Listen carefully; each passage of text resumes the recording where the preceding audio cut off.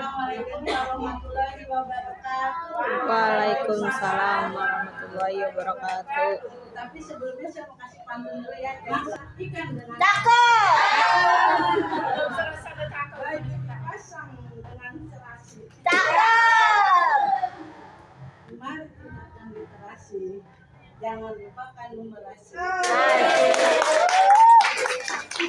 Hari ini pengimbasan ya, pengimbasan saya tentang matematika alur gembira. Tapi sebelumnya ini kan gembira ya Bu, nanti kan apa sih itu gembira? Makanya sebelumnya kita lakukan senam dahulu ya. Ayo Bapak dan Ibu.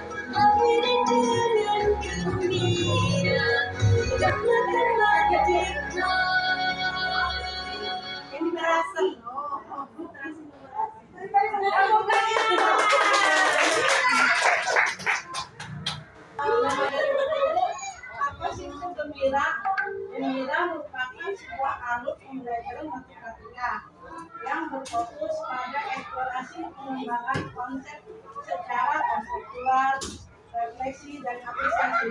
Maksudnya konseptual kehidupan yang nyata. Bukan dua dipotong hasil hari-harinya, kemudian bisa memahami. Jadi pembelajaran matematika pelajaran ini harus benar-benar refleksi, harus benar-benar konkret ya dengan dunia yang ada, dunia nyata, berarti dunia kehidupan sehari-hari. Sehingga dalam pelajaran matematika murid tidak hanya pandai matematika, tetapi juga mampu berpikir kritis, analitis, dan solutif. Nah, tujuan utama matematika gembira ini kepada guru menciptakan suasana belajar yang menyenangkan dan membangun kecintaan murid terhadap matematika, sekaligus mengembangkan kompetensi numerasi yang relevan dengan kehidupan para murid. Apa itu gembira? Ternyata gembira itu merupakan singkatan ya Bapak Ibu. G yaitu gali dan eksplorasi.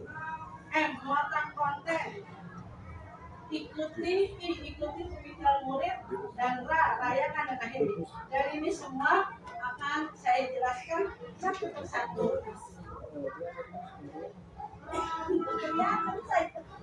Jadi untuk alur gembira ini biasanya kita membuat modul nanti di bawah kegiatan inti ya Ibu posisikannya. Dalam pembelajaran alur gembira ini jangan lupa kita harus mengikuti kurikulum deep learning, yaitu prinsip pembelajaran mendalam, berkesadaran, bermakna, dan menggembirakan. Next. Dalam pembelajaran gembira kan tadi yang pertama gali dan eksplorasi.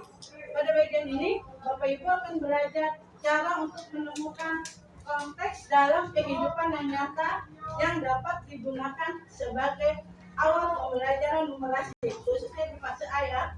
Apakah Bapak Ibu sering menggunakan konteks kehidupan sehari-hari dalam pembelajaran kelas?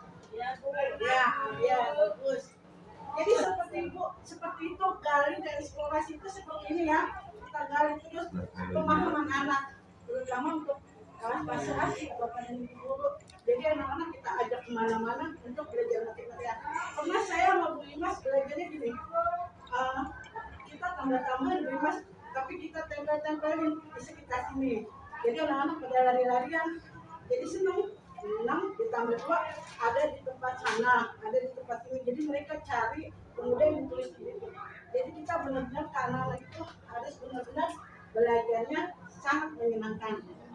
Ini yang dari. Nah, yang kedua ya, tadi kan gembira satu, gali dan eksplorasi. Yang kedua mod konten. Mod konten ini maksudnya bukan bikin konten ya, kan? Ini sebagai alat peraga. Pada mod konten, Bapak Ibu akan menambah wawasan tentang alur pembelajaran pada konteks kesadaran bilangan. Ini saya membicarakan tentang bilangan ya, dan dikaitkan dengan konteks yang sesuai. Maksudnya dengan guru yang sesuai, sehingga Bapak dan Ibu dapat membuat konten yang sesuai pada suatu konteks. Alur pembelajaran dalam pembelajaran konten ini ada melalui beberapa tahap atau satu, yaitu konservasi bilangan, dua, subitasi, tiga, memasangkan satu-satu dan perbandingan lebih besar, lebih kecil atau sama dengan. Jadi tadi saya ulangi lagi, gembira itu pertama gali dan eksplorasi. Dari semua pembelajaran anak-anak lebih mengerti. Yang kedua, kita mod konten. Nah, yang ketiga, buat aktivitas. Buat aktivitas itu seperti apa ya? Ini seperti kita membuat LKPD. Jadi ada tujuannya. Aktivitas belajar, kalau saya ini tentang bilangan ya, dengan konteks ranting pohon. Judulnya ranting pohon di sekitar sekolah.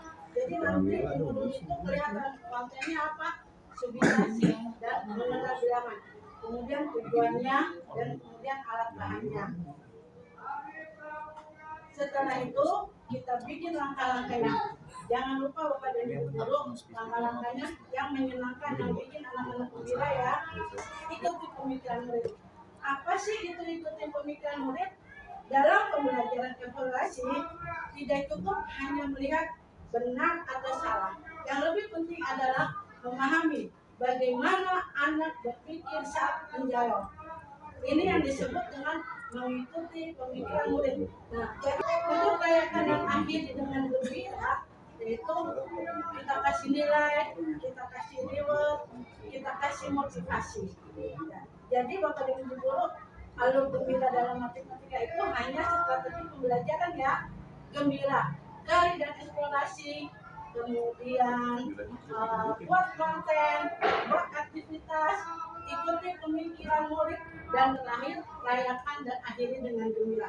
Itu semua kita masukkan ke dalam modul ajar matematika di bawah kegiatan inti biasanya untuk penjelasannya. Halo sahabat guru di mana? Bapak dan Ibu guru, setelah saya menjelaskan mengenai alur gembira, alangkah baiknya biar lebih mengerti lagi, saya akan menampilkan video yang. Halo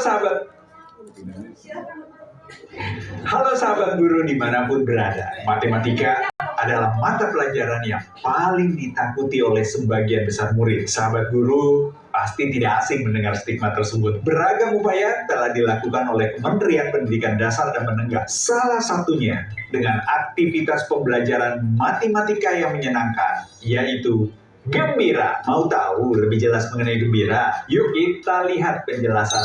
Gembira merupakan sebuah alur pembelajaran matematika yang berfokus pada eksplorasi pengembangan konsep secara kontekstual, refleksi, dan apresiasi sehingga murid tidak hanya pandai matematika tetapi juga mampu berpikir kritis, analitis, dan solutif. Tujuan utama dari matematika gembira adalah menciptakan suasana belajar yang menyenangkan dan membangun kecintaan murid terhadap matematika, sekaligus mengembangkan kompetensi numerasi yang relevan dengan kehidupan para murid. Gembira merupakan singkatan dari gali dan eksplorasi, muat konten, buat aktivitas, ikuti pemikiran murid, rayakan dan akhiri pembelajaran dengan gembira. Pada fase gali dan eksplorasi, kita mulai dengan mengajak murid mengeksplorasi situasi atau masalah yang ada di kehidupan sekitar murid, termasuk konteks-konteks budaya yang bermakna bagi mereka. Misalnya, mereka diajak melihat pola permainan engklek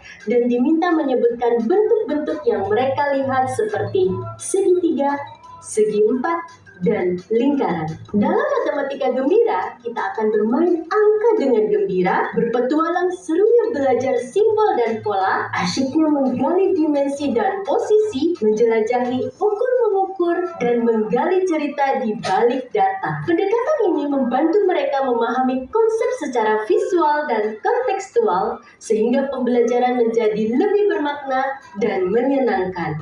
Fase yang kedua dari alur pembelajaran gembira, yakni muat konten. Di fase ini, sahabat guru dapat fokus memberikan murid pengalaman langsung dan menggali berbagai motif dan pola bentuk yang ada di sekitar mereka. Misalnya, guru menampilkan kain tenun dengan motif beragam dan mengajak murid mengamati bentuk-bentuk yang terlihat seperti segi empat, segitiga, dan lingkaran. Pendekatan ini membuat pembelajaran lebih kontekstual, bermakna, dan memupuk rasa ingin tahu murid terhadap konteks matematika dalam kehidupan nyata. Selanjutnya, dalam fase buat aktivitas, kita merancang kegiatan yang menarik dan relevan agar murid lebih aktif mengeksplorasi konteks matematika. Contohnya, guru bisa meminta murid untuk menelusuri pola bentuk dalam kain tenun, kemudian mengelompokkan bentuk berdasarkan jumlah sisinya dan karakteristiknya. Selain itu,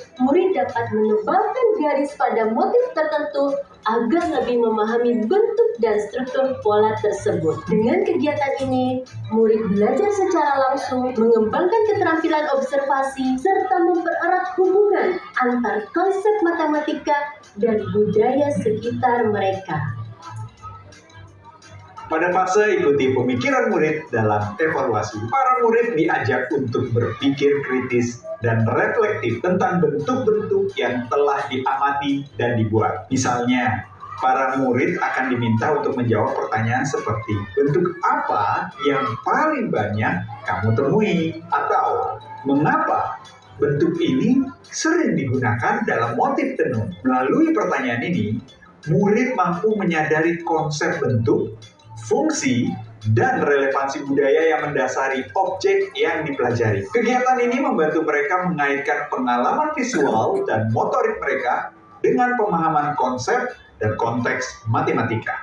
Pada fase rayakan dan akhiri dengan gembira, para murid diajak untuk merayakan pencapaian mereka dalam memahami bentuk dan motif tenun. Misalnya, dengan menunjukkan hasil karya mereka atau berdiskusi tentang apa yang telah dipelajari. Guru memberikan apresiasi atas usaha dan kreativitas murid, sekaligus menguatkan konsep bahwa pembelajaran ini tidak hanya penting secara akademik, tetapi juga berakar pada budaya lokal. Akhiri dengan memberikan motivasi agar mereka menyadari pentingnya mengenal budaya melalui bentuk-bentuk konteks matematika yang telah mereka eksplorasi.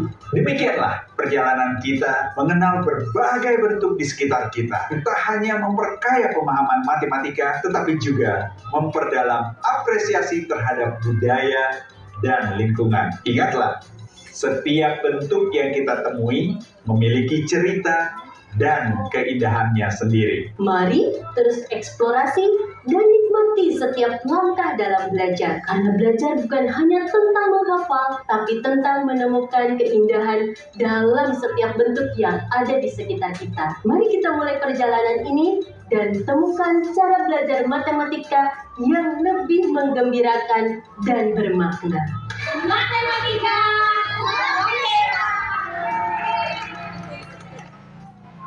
Terima kasih ya Bapak dari Bu Guru. Sebelumnya saya akan kasih pantun ya.